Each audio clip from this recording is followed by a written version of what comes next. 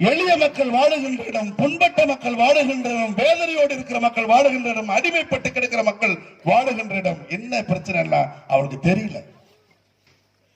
அவன் நான் அடிமை என்பதையே தெரியாமல் இருக்கிறான். அதையே ருசியா பாக்குறான். நிறைய கதை இருக்குது, சொல்லலாம். நேரம் இல்லை நமக்கு. இப்பவே 9:30 ஆயிடுச்சு. அன்புக்குரியவர்களே, ஆண்டவராகிய இயேசு கிறிஸ்து கானானிய பகுதியின் எல்லை ஓரத்திலே போய் கொண்டிருக்கிறார். தீரு சீதோன் பகுதியை சேர்ந்த கானானியாவின் எல்லை ஓரத்திலே இயேசு பயணப்படுகிறார். உங்களுக்கு நான் ஏற்கனவே சொன்னேன், கானானியா என்பது யார் வாழ்கின்ற இடம்?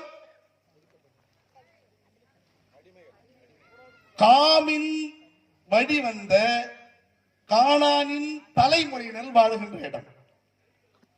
அவர்கள்தான் அந்த நாட்டின் பூர்வ குடிகள்.